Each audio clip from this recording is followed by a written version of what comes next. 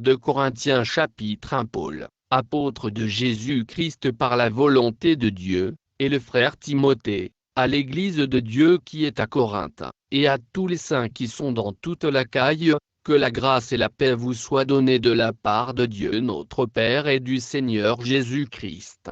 Béni soit Dieu, le Père de notre Seigneur Jésus-Christ, le Père des miséricordes et le Dieu de toute consolation, qui nous console dans toutes nos afflictions, afin que, par la consolation dont nous sommes l'objet de la part de Dieu, nous puissions consoler ceux qui se trouvent dans quelque affliction. Car, de même que les souffrances de Christ abondent en nous, de même notre consolation abonde par Christ.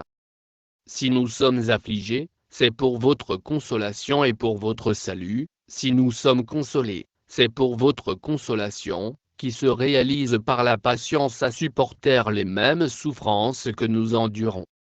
Et notre espérance à votre égard est ferme, parce que nous savons que, si vous avez part aux souffrances, vous avez part aussi à la consolation.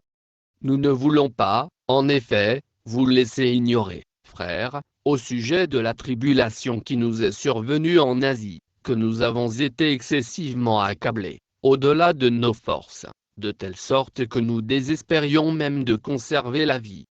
Et nous regardions comme certains notre arrêt de mort, afin de ne pas placer notre confiance en nous-mêmes, mais de la placer en Dieu, qui ressuscite les morts.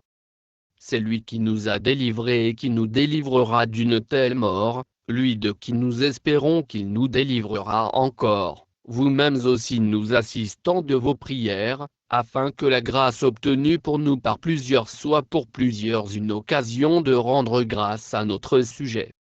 Car ce qui fait notre gloire, c'est ce témoignage de notre conscience, que nous nous sommes conduits dans le monde, et surtout à votre égard, avec sainteté et pureté devant Dieu, non point avec une sagesse charnelle, mais avec la grâce de Dieu. Nous ne vous écrivons pas autre chose que ce que vous lisez, et ce que vous reconnaissez. Et j'espère que vous le reconnaîtrez jusqu'à la fin, comme vous avez déjà reconnu en partie que nous sommes votre gloire, de même que vous serez aussi la nôtre au jour du Seigneur Jésus. Dans cette persuasion, je voulais aller d'abord vers vous, afin que vous eussiez une double grâce. Je voulais passer chez vous pour me rendre en Macédoine, puis revenir de la Macédoine chez vous, et vous m'auriez fait accompagner en Judée. Est-ce que, en voulant cela, j'ai donc usé de légèreté? Ou bien, mes résolutions sont-elles des résolutions selon la chair, de sorte qu'il y ait en moi le oui et le non? Aussi vrai que Dieu est fidèle, la parole que nous vous avons adressée n'a pas été oui et non. Car le Fils de Dieu, Jésus-Christ, qui a été prêché par nous au milieu de vous, par moi, et par Sylvain, et par Timothée, n'a pas été oui et non, mais c'est oui qui a été en lui. Car, pour ce qui concerne toutes les promesses de Dieu, c'est en lui qu'est le oui, c'est pourquoi encore l'amen par lui est prononcé par nous à la gloire de Dieu. Et celui qui nous a fermis avec vous en Christ, et qui nous a oints, c'est Dieu, lequel nous a aussi marqués d'un sceau et a mis dans nos cœurs les arts de l'esprit. Or, je prends Dieu à témoin sur mon âme, que c'est pour vous épargner que je ne suis plus allé à Corinthe, non pas que nous dominions sur votre foi, mais nous contribuons à votre joie, car vous êtes fermes dans la foi. Chapitre 2 Je résolus donc en moi-même de ne pas retourner chez vous dans la tristesse. Car si je vous attriste, qui peut me réjouir, sinon celui qui est attristé par moi? J'ai écrit comme je l'ai fait pour ne pas éprouver, à mon arrivée, de la tristesse de la part de ceux qui devaient me donner de la joie, ayant en vous tous cette confiance que ma joie est la vôtre à tous. C'est dans une grande affliction, le cœur angoissé, et avec beaucoup de larmes, que je vous ai écrit, non pas afin que vous fussiez attristés, mais afin que vous connussiez l'amour extrême que j'ai pour vous. Si quelqu'un a été une cause de tristesse, ce n'est pas moi qui l'a attristé, c'est vous tous, du moins en partie, pour ne rien exagérer. Il suffit pour cet homme du châtiment qui lui a été infligé par le plus grand nombre, en sorte que vous devez bien plutôt lui pardonner et le consoler, de peur qu'il ne soit accablé par une tristesse excessive. Je vous exhorte donc à faire acte de charité envers lui, car je vous ai écrit aussi dans le but de connaître, en vous mettant à l'épreuve, si vous êtes obéissant en toutes choses. Or, à qui vous pardonnez, je pardonne aussi, et ce que j'ai pardonné, si j'ai pardonné quelque chose, c'est à cause de vous, en présence de Christ, afin de ne pas laisser à Satan l'avantage sur nous, car nous n'ignorons pas ses desseins. Au reste, lorsque je fus arrivé à Troas pour l'évangile de Christ, quoique le Seigneur m'y eût ouvert une porte, je n'eus point de repos d'esprit, parce que je ne trouvais pas Tite, mon frère, c'est pourquoi, ayant pris congé d'eux, je partis pour la Macédoine. Grâce soit rendue à Dieu, qui nous fait toujours triompher en Christ, et qui répand par nous en tout lieu l'odeur de sa connaissance. Nous sommes, en effet, pour Dieu la bonne odeur de Christ, parmi ceux qui sont sauvés et parmi ceux qui périssent. Aux uns, une odeur de mort, donnant la mort, aux autres, une odeur de vie, donnant la vie. Et qui est suffisant pour ces choses. Moins car nous ne falsifions point la parole de Dieu, comme font plusieurs, mais c'est avec sincérité, mais c'est de la part de Dieu, que nous parlons en Christ devant Dieu. Chapitre 3. Commençons-nous de nouveau à nous recommander nous-mêmes? Ou avons-nous besoin, comme quelques-uns, de lettres de recommandation auprès de vous, ou de votre part? C'est vous qui êtes notre lettre, écrite dans nos cœurs, connue et lue de tous les hommes. Vous êtes manifestement une lettre de Christ, écrite, par notre ministère, non avec de l'encre, mais avec l'Esprit du Dieu vivant, non sur des tables de pierre, mais sur des tables de chair, sur les cœurs. Cette assurance-là, nous l'avons par Christ auprès de Dieu. Ce n'est pas à dire que nous soyons par nous-mêmes capables de concevoir quelque chose comme venant de nous-mêmes. Notre capacité, au contraire, vient de Dieu. Il nous a aussi rendus capables d'être ministres d'une nouvelle alliance, non de la lettre, mais de l'esprit, car la lettre tue, mais l'esprit vivifie. Or, si le ministère de la mort, gravé avec des lettres sur des pierres, a été glorieux, au point que les fils d'Israël ne pouvaient fixer les regards sur le visage de Moïse, à cause de la gloire de son visage, bien que cette gloire fût passagère, combien le ministère de l'Esprit ne sera-t-il pas plus glorieux? Si le ministère de la condamnation a été glorieux, le ministère de la justice est de beaucoup supérieur en gloire. Et, sous ce rapport, ce qui a été glorieux ne l'a point été, à cause de cette gloire qui lui est supérieure. En effet, si ce qui était passager a été glorieux, ce qui est permanent est bien plus glorieux.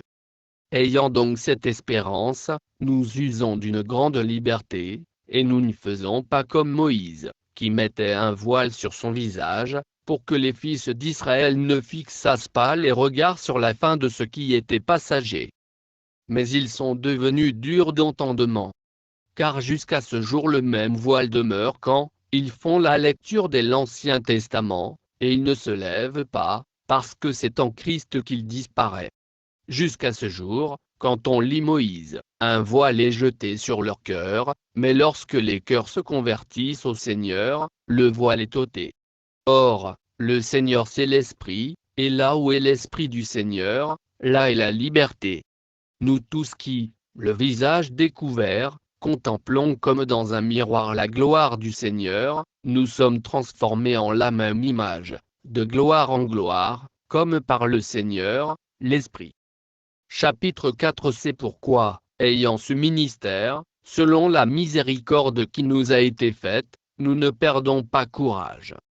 Nous rejetons les choses honteuses qui se font en secret, nous n'avons point une conduite astucieuse, et nous n'altérons point la parole de Dieu.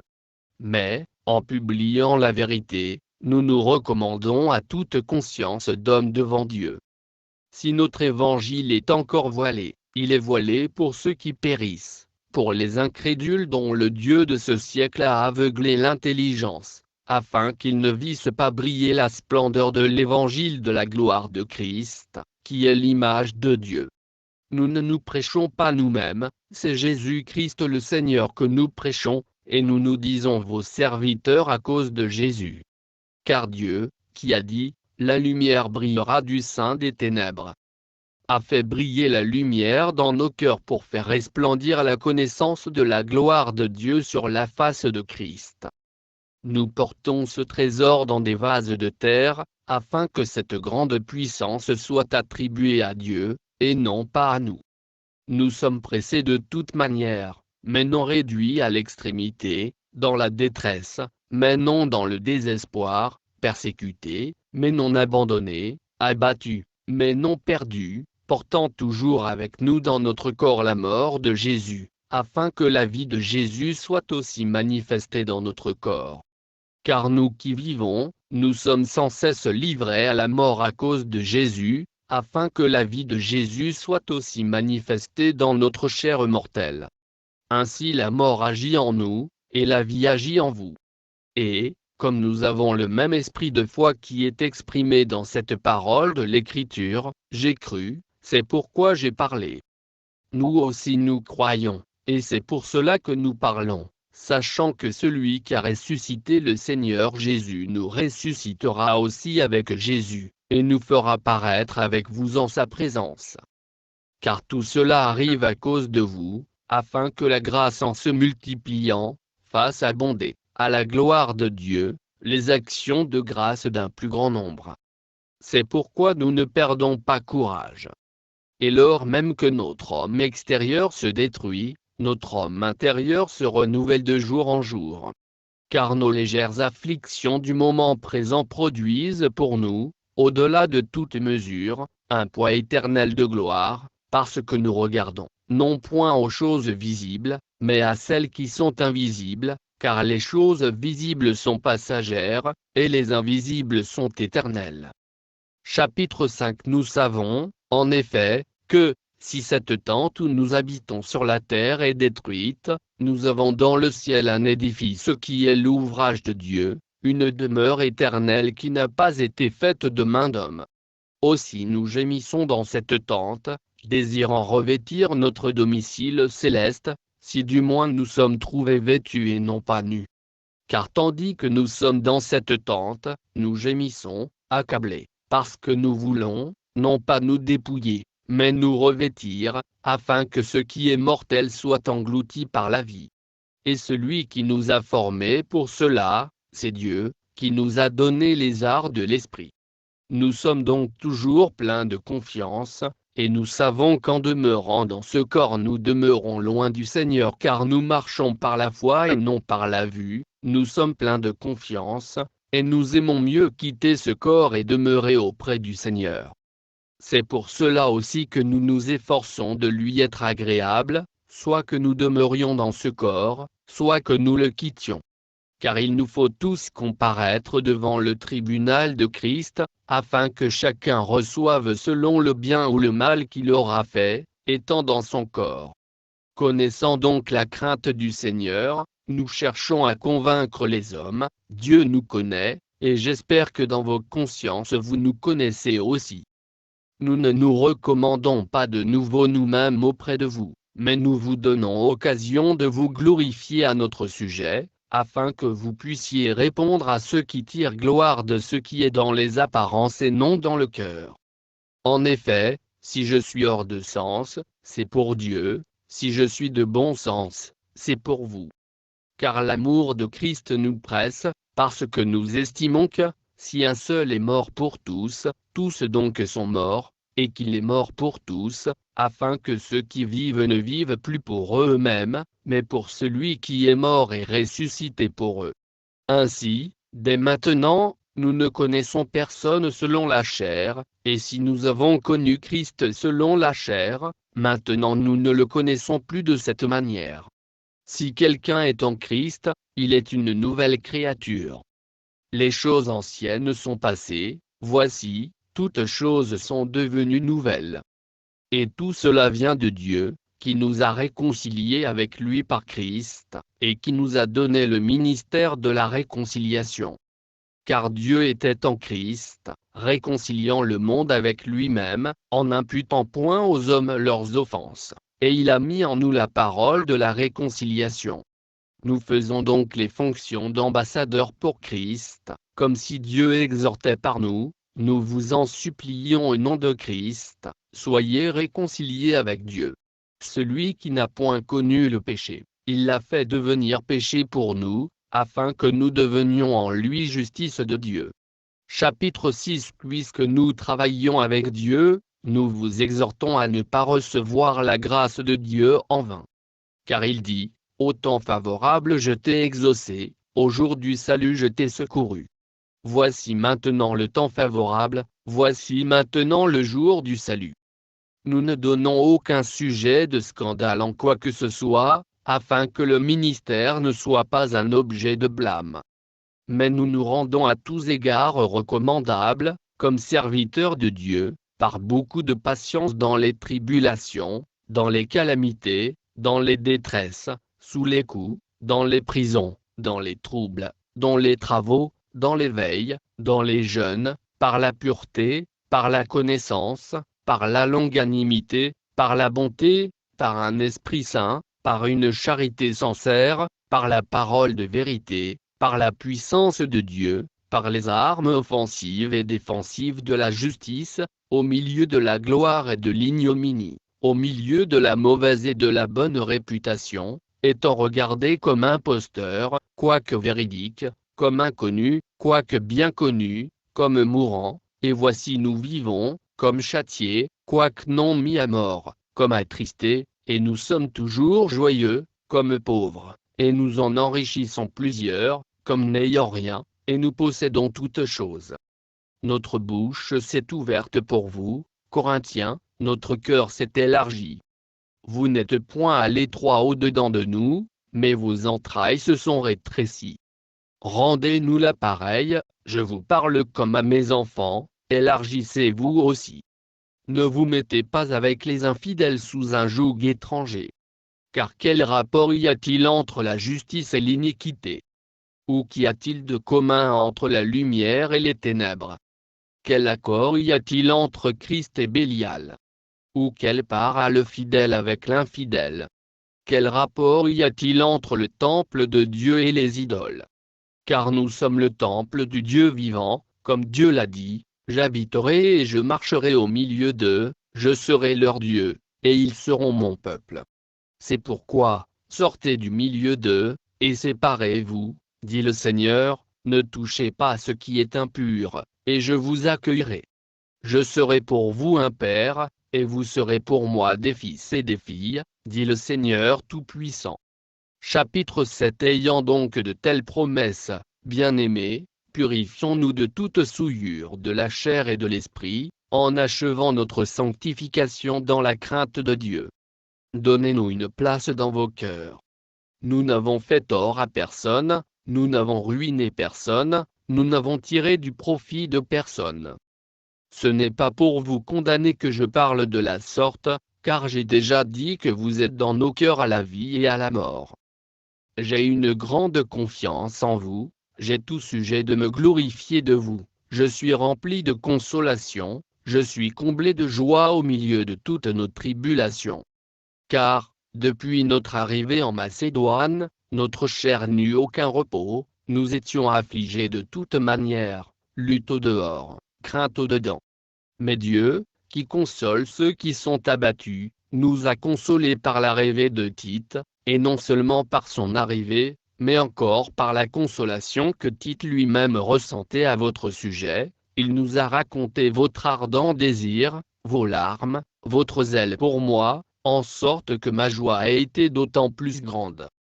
Quoique je vous ai attristé par ma lettre, je ne m'en repens pas. Et, si je m'en suis repenti, car je vois que cette lettre vous a attristé, bien que momentanément, moins je me réjouis à cette heure, non pas de ce que vous avez été attristé, mais de ce que votre tristesse vous a porté à la repentance, car vous avez été attristé selon Dieu, afin de ne recevoir de notre part aucun dommage. En effet, la tristesse selon Dieu produit une repentance à salut dont on ne se repent jamais, tandis que la tristesse du monde produit la mort. Et voici, cette même tristesse selon Dieu, quel empressement n'a-t-elle pas produit en vous? Quelle justification, quelle indignation, quelle crainte, quel désir ardent, quel zèle, quelle punition! Vous avez montré à tous égards que vous étiez purs dans cette affaire. Si donc je vous ai écrit, ce n'était ni à cause de celui qui a fait l'injure, ni à cause de celui qui l'a reçue, c'était afin que votre empressement pour nous fût manifesté parmi vous devant Dieu. C'est pourquoi nous avons été consolés. Mais, outre notre consolation, nous avons été réjouis beaucoup plus encore par la joie de Tite, dont l'esprit a été tranquillisé par vous tous. Et si devant lui je me suis un peu glorifié à votre sujet, je n'en ai point eu de confusion, mais, comme nous vous avons toujours parlé selon la vérité, ce dont nous nous sommes glorifiés auprès de Tite s'est trouvé être aussi la vérité. Il éprouve pour vous un redoublement d'affection, au souvenir de votre obéissance à tous, et de l'accueil que vous lui avez fait avec crainte et tremblement. Je me réjouis de pouvoir en toutes choses me confier en vous. Chapitre 8. Nous vous faisons connaître, frères, la grâce de Dieu qui s'est manifestée dans les églises de la Macédoine. Au milieu de beaucoup de tribulations qui les ont éprouvées, leur joie débordante et leur pauvreté profonde ont produit avec abondance de riches libéralités de leur part. Ils ont, je l'atteste, donné volontairement selon leurs moyens, et même au-delà de leurs moyens, nous demandant avec de grandes instances la grâce de prendre part à l'assistance destinée aux saints. Et non seulement ils ont contribué comme nous l'espérions, mais ils se sont d'abord donnés eux-mêmes au Seigneur, puis à nous, par la volonté de Dieu. Nous avons donc engagé Tite à achever chez vous cette œuvre de bienfaisance, comme il l'avait commencé. De même que vous excellez en toutes choses, en foi, en parole, en connaissance, en zèle à tous égards, et dans votre amour pour nous, faites en sorte d'exceller aussi dans cette œuvre de bienfaisance. Je ne dis pas cela pour donner un ordre, mais pour éprouver, par le zèle des autres, la sincérité de votre charité. Car vous connaissez la grâce de notre Seigneur Jésus-Christ, qui pour vous s'est fait pauvre, de riche qu'il était, afin que par sa pauvreté vous fussiez enrichis. C'est un avis que je donne là-dessus, car cela vous convient, à vous qui non seulement avez commencé à agir, mais qui en avez eu la volonté dès l'année dernière. Achevez donc maintenant d'agir, afin que l'accomplissement selon vos moyens réponde à l'empressement que vous avez mis à vouloir. La bonne volonté, quand elle existe, est agréable en raison de ce qu'elle peut avoir à sa disposition, et non de ce qu'elle n'a pas. Car il s'agit, non de vous exposer à la détresse pour soulager les autres, mais de suivre une règle d'égalité, dans la circonstance présente votre superflu pourvoira à leurs besoins, afin que leur superflu pourvoie pareillement au vôtre, en sorte qu'il y ait égalité, selon qu'il est écrit, celui qui avait ramassé beaucoup n'avait rien de trop, et celui qui avait ramassé peu n'en manquait pas. Grâce soit rendue à Dieu de ce qu'il a mis dans le cœur de Tite le même empressement pour vous, car il a accueilli notre demande, et c'est avec un nouveau zèle et de son plein gré qu'il part pour aller chez vous. Nous envoyons avec lui le frère dont la louange en ce qui concerne l'Évangile est répandue dans toutes les églises, et qui, de plus, a été choisi par les églises pour être notre compagnon de voyage dans cette œuvre de bienfaisance, que nous accomplissons à la gloire du Seigneur même et en témoignage de notre bonne volonté. Nous agissons ainsi, afin que personne ne nous blâme au sujet de cette abondante collecte, à laquelle nous donnons nos soins, car nous recherchons ce qui est bien, non seulement devant le Seigneur, mais aussi devant les hommes.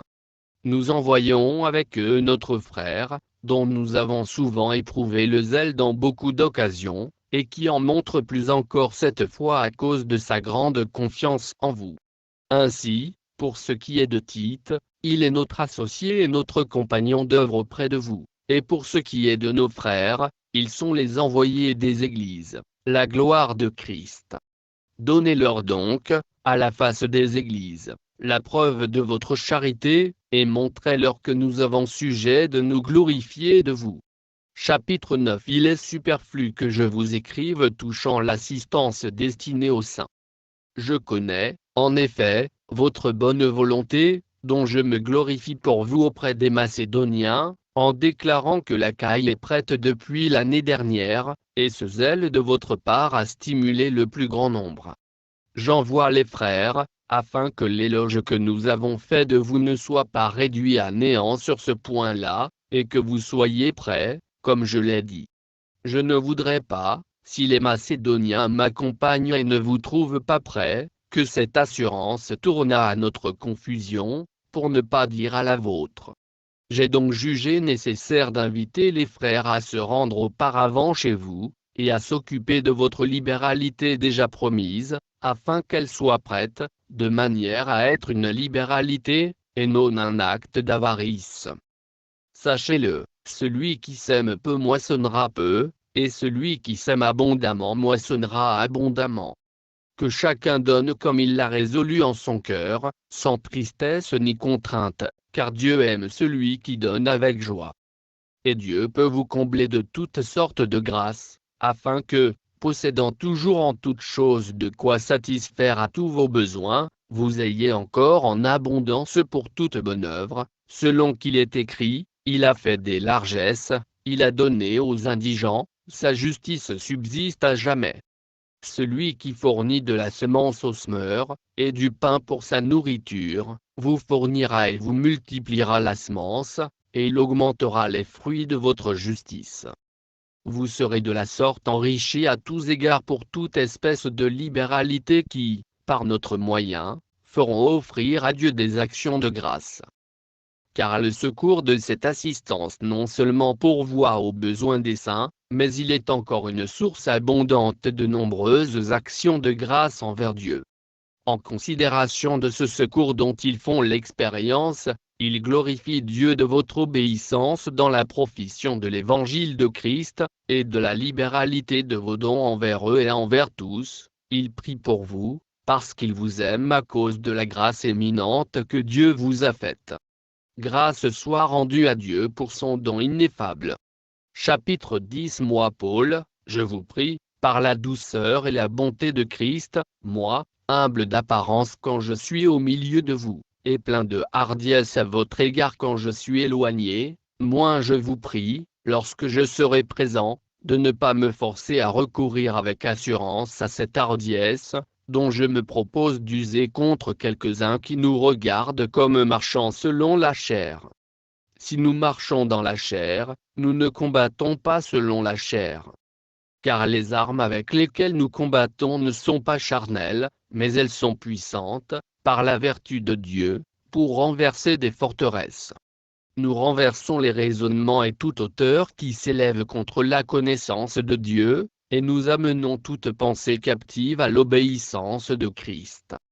Nous sommes prêts aussi à punir toute désobéissance, lorsque votre obéissance sera complète. Vous regardez à l'apparence. Si quelqu'un se persuade qu'il est de Christ, qu'il se dise bien en lui-même que, comme il est de Christ, nous aussi nous sommes de Christ.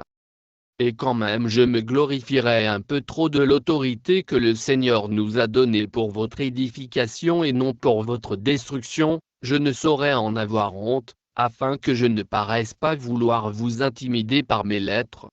Car, dit-on, ces lettres sont sévères et fortes, mais, présent en personne, il est faible, et sa parole est méprisable. Que celui qui parle de la sorte considère que tels nous sommes en parole dans nos lettres, étant absents, tels aussi nous sommes dans nos actes, étant présents. Nous n'osons pas nous égaler ou nous comparer à quelques-uns de ceux qui se recommandent eux-mêmes. Mais, en se mesurant à leur propre mesure et en se comparant à eux-mêmes, ils manquent d'intelligence. Pour nous, nous ne voulons pas nous glorifier hors de toute mesure, nous prendrons, au contraire, pour mesure les limites du partage que Dieu nous a assigné, de manière à nous faire venir aussi jusqu'à vous. Nous ne dépassons point nos limites, comme si nous n'étions pas venus jusqu'à vous, car c'est bien jusqu'à vous que nous sommes arrivés avec l'évangile de Christ. Ce n'est pas hors de toute mesure, ce n'est pas des travaux d'autrui, que nous nous glorifions, mais c'est avec l'espérance, si votre foi augmente, de grandir encore davantage parmi vous, selon les limites qui nous sont assignées, et d'annoncer l'évangile au-delà de chez vous, sans nous glorifier de ce qui a été fait dans les limites assignées à d'autres. Que celui qui se glorifie dans le Seigneur. Car ce n'est pas celui qui se recommande lui-même qui est approuvé, c'est celui que le Seigneur recommande. Chapitre 11. Si vous pouviez supporter de ma part un peu de folie. Mais vous, me supportez. Car je suis jaloux de vous d'une jalousie de Dieu, parce que je vous ai fiancé à un seul époux, pour vous présenter à Christ comme une vierge pure. Toutefois, de même que le serpent séduisit Ève par sa ruse, je crains que vos pensées ne se corrompent et ne se détournent de la simplicité à l'égard de Christ. Car, si quelqu'un vient vous prêcher un autre Jésus que celui que nous avons prêché, ou si vous recevez un autre esprit que celui que vous avez reçu, ou un autre évangile que celui que vous avez embrassé, vous le supportez fort bien. Or, j'estime que je n'ai été inférieur en rien à ces apôtres par excellence. Si je suis un ignorant sous le rapport du langage, je ne le suis point sous celui de la connaissance, et nous l'avons montré parmi vous à tous égards et en toutes choses. Ou bien, ai-je commis un péché parce que, m'abaissant moi-même afin que vous fussiez élevés, je vous ai annoncé gratuitement l'évangile de Dieu? J'ai dépouillé d'autres églises, en recevant d'elles un salaire, pour vous servir. Et lorsque j'étais chez vous et que je me suis trouvé dans le besoin, je n'ai été à charge à personne, car les frères venus de Macédoine ont pourvu à ce qui me manquait. En toute chose je me suis gardé de vous être à charge, et je m'en garderai. Par la vérité de Christ qui est en moi, je déclare que ce sujet de gloire ne me sera pas enlevé dans les contrées de l'Achaïe. Pourquoi? Parce que je ne vous aime pas? Dieu le sait. Mais j'agis et j'agirai de la sorte, pour ôter ce prétexte à ceux qui cherchent un prétexte, afin qu'ils soient trouvés tels que nous dans les choses dont ils se glorifient. Ces hommes-là sont de faux apôtres, des ouvriers trompeurs, déguisés en apôtres de Christ. Et cela n'est pas étonnant, puisque Satan lui-même se déguise en ange de lumière. Il n'est donc pas étrange que ces ministres aussi se déguisent en ministres de justice. Leur fin sera selon leurs œuvres. Je le répète, que personne ne me regarde comme un insensé, sinon, recevez-moi comme un insensé, afin que moi aussi, je me glorifie un peu. Ce que je dis, avec l'assurance d'avoir sujet de me glorifier, je ne le dis pas selon le Seigneur, mais comme par folie. Puisqu'il en est plusieurs qui se glorifient selon la chair, je me glorifierai aussi. Car vous supportez volontiers les insensés, vous qui êtes sages. Si quelqu'un vous a servi, si quelqu'un vous dévore, si quelqu'un s'empare de vous, si quelqu'un est arrogant, si quelqu'un vous frappe au visage, vous le supportez. J'ai honte de le dire, nous avons montré de la faiblesse. Cependant, tout ce que peut oser quelqu'un, je parle en insensé, moi aussi, je l'ose. Sont-ils hébreux? Moi aussi. Sont-ils israélites? Moi aussi. Sont-ils de la postérité d'Abraham? Moi aussi. Sont-ils ministres de Christ? Je parle en homme qui extravague. Je le suis plus encore, par les travaux, bien plus, par les coups, bien plus, par les emprisonnements, bien plus. Souvent en danger de mort, 5 fois j'ai reçu des Juifs 40 coups moins 1, 3 fois j'ai été battu de verge, 1 fois j'ai été lapidé, 3 fois j'ai fait naufrage, j'ai passé un jour et une nuit dans l'abîme. Fréquemment en voyage, j'ai été en péril sur les fleuves, en péril de la part des brigands, en péril de la part de ceux de ma nation, en péril de la part des païens, en péril dans les villes, en péril dans les déserts, en péril sur la mer, en péril parmi les faux frères. J'ai été dans le travail et dans la peine, exposé à de nombreuses veilles, à la faim et à la soif, à des jeûnes multipliés, au froid et à la nudité. Et, sans parler d'autre chose, je suis assiégé chaque jour par les soucis que me donnent toutes les églises. Qui est faible, que je ne sois faible. Qui vient à tomber, que je ne brûle. S'il faut se glorifier, c'est de ma faiblesse que je me glorifierai. Dieu, qui est le Père du Seigneur Jésus, et qui est béni éternellement, sait que je ne mens point. Adama, le gouverneur du roi Aréta faisait garder la ville des Damascéniens, pour se saisir de moi, mais on me descendit par une fenêtre, dans une corbeille, le long de la muraille, et j'échappai de leurs mains. Chapitre 12. Il faut se glorifier. Cela n'est pas bon. J'en viendrai néanmoins à des visions et à des révélations du Seigneur.